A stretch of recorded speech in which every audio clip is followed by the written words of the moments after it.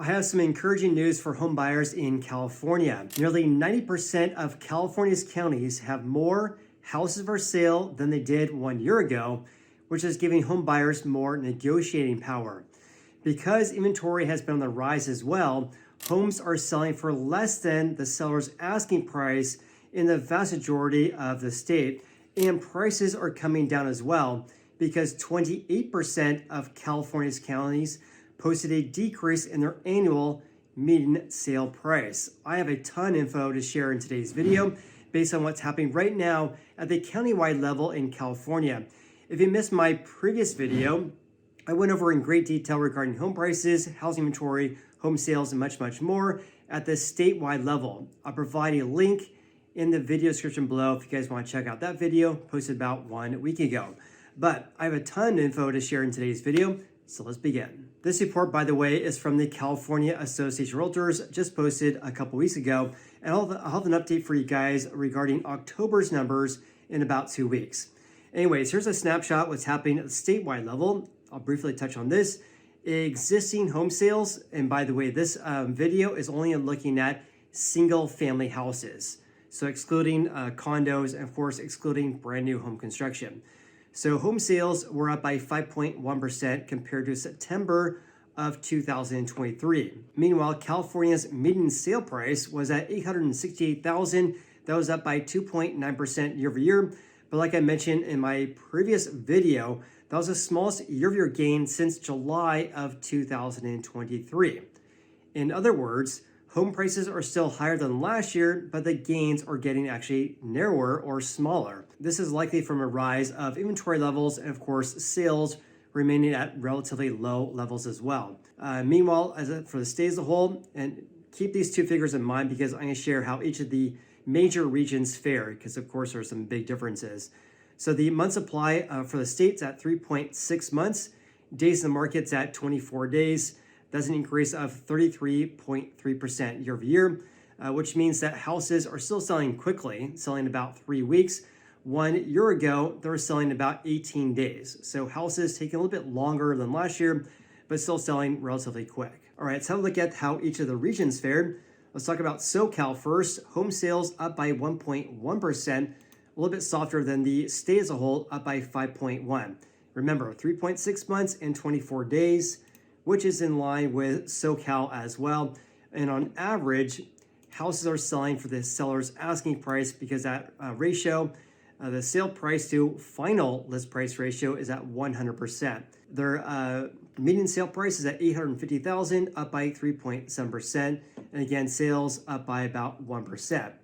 In the Central Coast, though, sales are down nearly 2%, and prices are up by 4.6%. The ratio is a little bit softer there at 98.9%. This means that houses that did sell in September, they sold on average for 1.1 percentage points less than the seller's final list price. Let's also take a look at the Central Valley. Of course, you guys all know I live here and work as an agent here in the greater Sacramento area. Sales are down by 1.6%. But our median sale price is up by 4% year over year. We're at $500,000, quite a bit less than the $993,000 in the Central Coast, and SoCal at $850,000. The inventory index, days in the market, is on par with the average. Same goes for the sale price to final list price ratio. Homes are on average selling about 0.7 percentage points less than asking. In the Bay Area, I mean, look at these prices, $1.266 million, down 2.6%. So for the Bay Area as a whole, their median sale price is down this September compared to September of 23. Sales are up by 5.1%.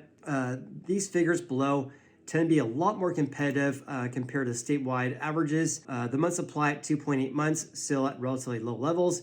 Days in the market, homes on average taking about 3 weeks to sell.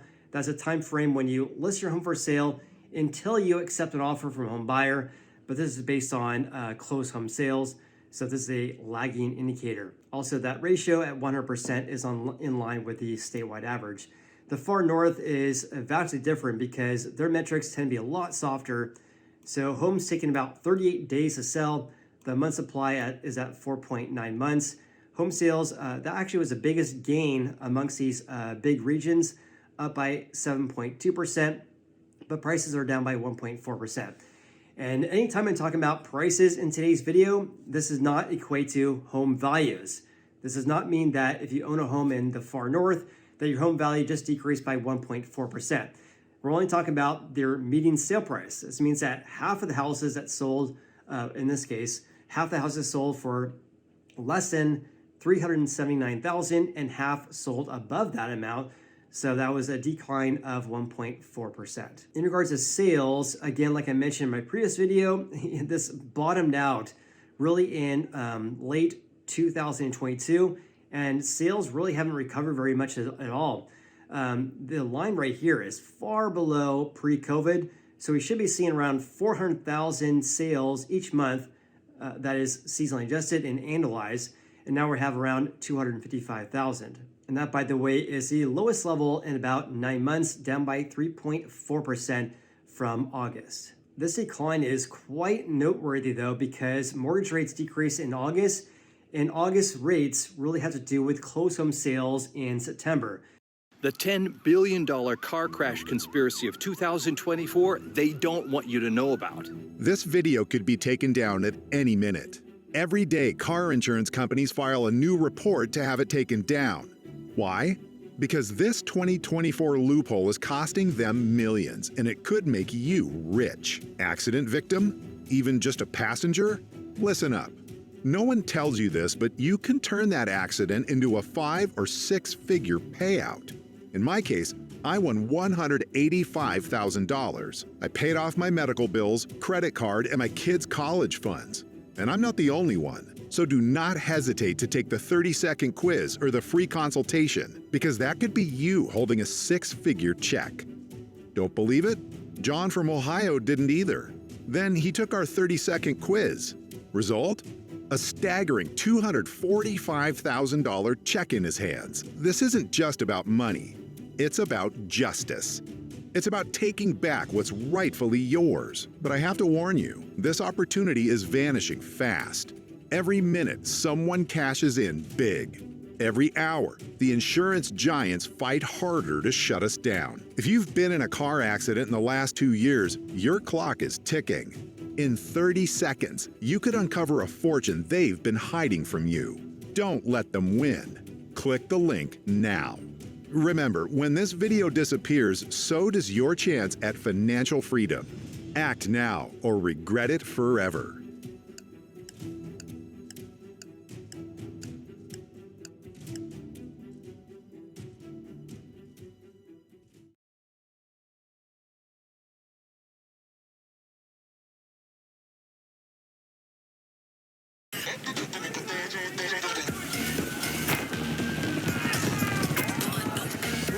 This is the police. Suspects in custody. Wow.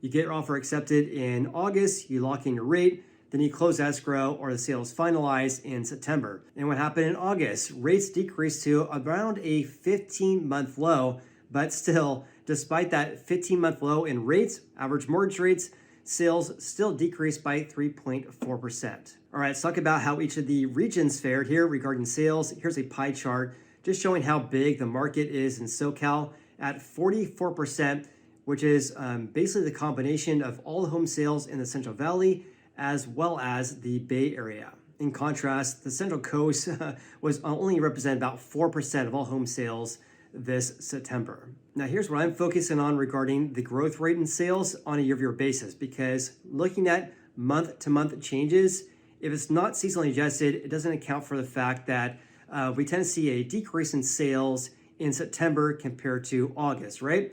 So let's have a look at sales this September compared to 12 months ago. And this is what really caught my attention. SoCal barely squeaked out a gain, up by 1.1. The Bay Area saw a big increase, up by 5.1. And again, the far north up by 7.2%. In the Central Valley, down by 1.6. The Central Coast is down by nearly 1.9%. But I'll share with you guys here in a little bit. We're seeing a big increase of inventory, but despite that, sales are remaining very, very low. In regards to home prices for the state as a whole, it was a gain of 2.9% year over year, but that was the smallest yearly gain in about 14 months. So this 2.9% gain was the smallest increase going back to July of 2023. It's also much lower than long-run average. Based on my nerdy analysis that I shared in my previous video, on average, home prices tend to increase in California up by 8% each September compared to the previous September, going back to the year of 2010. So the gain of 2.9% is losing momentum compared to previous months, but also much lower than the 8% average going back to 2010. Now, the month-to-month change, like I mentioned, is a little bit different though. It's down by 2.3%, which is normal though, because home prices tend to decrease compared to August. So for example, the average change from August through September, going back to 2010, is a decrease of 2.1%. This year, it fell by 2.3%, so more or less in line with historical norms. Also, take a look at this. Here's the percent of houses selling over asking for each of the 53 counties that are tracked by the California Association of Realtors. Now, here's what really stood out to me. There's only 4 counties in which, on average, houses sold over the seller's asking price this September. Those 4 counties were San Francisco, San Mateo, Santa Clara, and Alameda counties, selling more often than not over the seller's asking price. In contrast, though, this means that 49 of the 53 counties tracked by CAR, or 92%, are experiencing homes selling for less than the seller's asking price on average this September. So for example, in Sacramento, only around 40% are selling over asking. This means, of course, that 60% are selling less than the seller's asking price this September. By the way, I've been making this video for years now. Back in early 2022, this was basically flipped. The vast majority of homes selling way over asking and a small percentage selling for less than the seller's asking price. Conditions improving for home buyers here in California. Taking a look at inventory levels, or the amount of houses for sale compared to 1 year ago, we're up by 36% for the state as a whole. Again, improving conditions for home buyers, giving you more options. But here's what's not improving very much, and that is the level of new supply in the market, or people listing their house for sale. That did increase by 13.2% from last year, but at just under 22,000 new listings this September, it's below the previous years, going all the way back until at least September of 2018. Big summary for you guys. We have more homes for sale in the state. This is due to an increase of new listings, but also due to the fact that sales are remaining at very low levels, which is also contributing to the rise of inventory in the state. Now, speaking of that, here is a pretty eye-opening snapshot looking at active listings, housing inventory, or the amount of houses for sale, one and the same, compared to home sales. And again, one of the reasons why active listings have been increasing is due to a lack of home sales. In the Bay Area, they have around 38% more homes for sale, but sales only increased by 5.1%.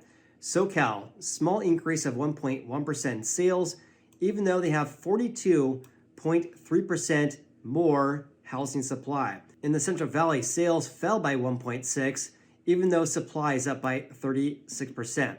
Same goes for the Central Coast, sales down by 1.9%, inventory up by 33.4%. Also, check this out. Here's housing supply across all the counties that are tracked by CAR. CAR tracks around 53 counties across the state. So looking at this chart, around 89% of California's counties have more homes for sale this September compared to 12 months ago. There's only 6 counties that have inventory down compared to last year. Those were San Francisco, down by 14.4%, Kings, Lassen, San Mateo, Glenn County, and Trinity. In contrast, the Contra Costa County, as well as Alameda, is up by over 90%. Contra Costa, they have 97.1% more homes for sale, and Alameda is up by about 90%.